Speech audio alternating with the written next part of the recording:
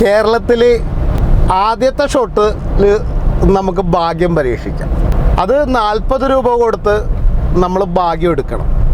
അടിച്ചില്ല 40 രൂപ അല്ലെങ്കിൽ 50 രൂപ നമ്മുടെ സ്വാഹ.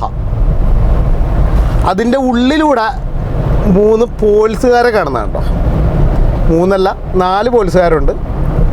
SI ആ 112 എന്ന് പറയുന്ന ആ വണ്ടിയുടെ ഉള്ളിലിരിക്കുന്നു, ഫ്രണ്ട് സീറ്റിൽ ലെഫ്റ്റ് സൈഡിലിരിക്കുന്നു. 3 കോൺസ്റ്റബിൾമാർ പുറത്ത് നിൽക്കുന്നു, പിരിവെടുക്കുന്നു. അവർ തന്നെ കൈ കാണിക്കുന്നു, അവർ തന്നെ വാഹനത്തിൻ്റെ നിയമലംഘനം കാണുന്നു, അവർ തന്നെ പെറ്റി കൊടുക്കുന്നു. ഈ പെറ്റിക്കൊരു പ്രത്യേകത കൂടിയുണ്ട്. ആഭ്യന്തര മന്ത്രാലയം, അതായത് ചീഫ് സെക്രട്ടറി പറഞ്ഞു, അതായത് പോലീസ് സേന പറഞ്ഞു, ഞങ്ങൾക്ക് പിരിവെടുക്കണം, അപ്പോൾ ഗ്രേഡ് മുത്ത് SI ആയവർക്ക് പിരിക്കാനുള്ള റൈറ്റ് കൊടുക്കണം എന്ന് പറഞ്ഞു. പറ്റത്തില്ല എന്നാണ് പറഞ്ഞത്. നിങ്ങൾ പിരിക്കണ്ട, നിങ്ങൾക്ക് വാഹനം പരിശോധിക്കാൻ റൈറ്റ് ഇല്ല എന്ന് പറഞ്ഞു മറുപടി കൊടുത്തു. പക്ഷേ DGPയുടെ ഉത്തരവിന് അല്ലെങ്കിൽ DGPക്ക് കൊടുത്ത ആ ഉത്തരവ് അതൊന്നും ഞങ്ങൾക്ക് ബാധകമൊന്നുമല്ല, ഞങ്ങൾ പിരിക്കും പിള്ളേച്ച എന്നുള്ള നിലപാടിലാണ് അവരുടെ നിലപാട്. നവംബറിൽ കൊടുത്ത ഉത്തരവാണ്. ഡിസംബർ കഴിഞ്ഞ് ജനുവരി ഇന്ന് 10-ാം തീയതി ആയി. SI എവിടെ? SI വണ്ടിക്കകത്തിരിക്കുമല്ലേ, വണ്ടി പരിശോധിച്ച SI അല്ലല്ലോ, കോൺസ്റ്റബിൾ അല്ലേ. നിയമലംഘനം. ഇത് ശരിക്കും എഴുത്തിലായിരുന്നെങ്കിൽ ഇത്ര പോലീസുകാരൻ്റെ ജോലി പോയാനെന്നറിയാം. ഗ്രേഡ് മൂത്തതായാലും അല്ലെങ്കിലും എങ്ങനെയൊക്കെ ആണെങ്കിലും പോലീസ് സേനയില എത്ര പേരിന്ന് വീട്ടിലിരുന്നാനേന്നറിയാമോ? അതായത് ആ ഒപ്പ് വെച്ച ആ ഒപ്പ് ആ SIയുടെ ആണെന്ന് SI പറയണ്ടേ. ഇവർ പോലീസ് സേനയിലേക്ക് ഇതേവരെ ആളെ എടുക്കുന്നില്ല. ഒരുപാട് പേര്, നിരവധി പേര് PSCയിൽ എക്സാം എഴുതി നിൽക്കുവാണ്. എന്നിട്ടാണ് കോൺസ്റ്റബിൾമാരെ കൊണ്ട് പിരിവെടുപ്പിച്ച് സേനയ്ക്ക് മുതൽക്കൂട്ടുണ്ടാക്കുന്നത്. ഇതെങ്ങനെ പറ്റും? ഉത്തരവ് നടപ്പാക്കണ്ടേ? ഏതെങ്കിലും ഒരു ഉത്തരവ് നടപ്പാക്കണ്ടേ? എന്നിട്ട് അത് ചെയ്തു ഇത് ചെയ്തു എന്ന് പറയുന്നതല്ലല്ലോ കാര്യം.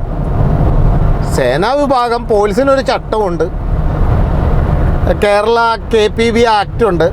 ആക്ട് നടപ്പിലാക്കണ്ടേ? അതിനകത്ത് വ്യക്തമായിട്ട് പറയുന്നുണ്ടല്ലോ. ഇതൊക്കെ എവിടെ നടപ്പാക്കുന്നത്? ആകപ്പാട 800 ചില്ല റിയൽ SIമാരേ ഉള്ളൂ.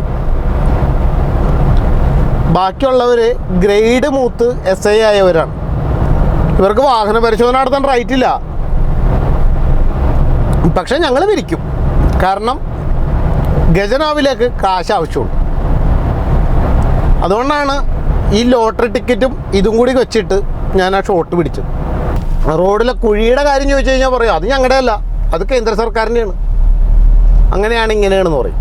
എന്നിട്ട് റോഡിൻ്റെ പണി പൂർത്തി കഴിയുമ്പോൾ പറയും അയ്യോ അത് ഞങ്ങൾ വളരെ കഷ്ടപ്പെട്ട് ഞങ്ങളങ്ങ് സത്യാഗ്രഹം കടന്ന് പട്ടിണി കടന്ന് അടുപ്പ് കത്തിച്ച് വെച്ചിട്ട് സമരം നടത്തിയതുകൊണ്ടാണ് ഇപ്പോൾ കാണുന്ന സൗകര്യങ്ങളുണ്ടായെന്ന് പറയും.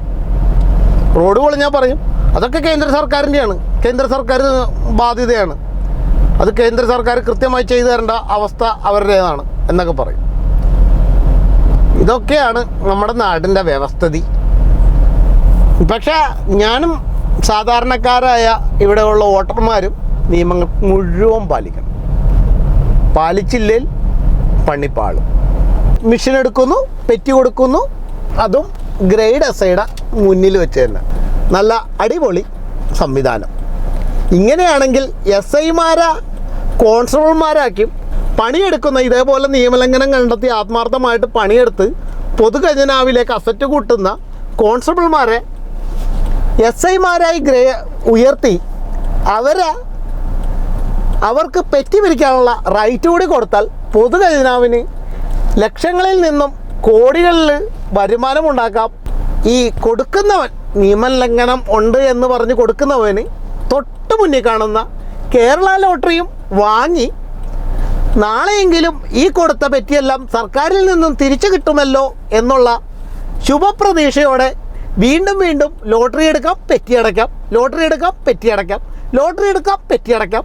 ഇനി ലോട്ടറി അടിച്ചില്ല എന്നുള്ള സങ്കടം കൊണ്ട് ബിവറേജിൽ പോയി ഒരു ഫുള്ളോ ലിറ്ററോ മേടിച്ച് ഡെയിലി അടിച്ച് ആ കരളും അടിക്കാം, സർക്കാരിലേക്ക് കുറച്ച് കോടി കാശും കൊടുത്ത് നിങ്ങളുടെ ഈ റൊട്ടൈൻ പരിപാടി തകൃതിയായിട്ട് നടന്നാൽ ഖജനാവിന് വീണ്ടും വീണ്ടും സമ്പാദ്യം കൂടും. ഈ പരിപാടി നിങ്ങൾ ഉടനെ ഒന്നും അവസാനിപ്പിക്കരുത് എന്ന് പറഞ്ഞുകൊണ്ട് നിർത്തുന്നു. നന്ദി, നമസ്കാരം.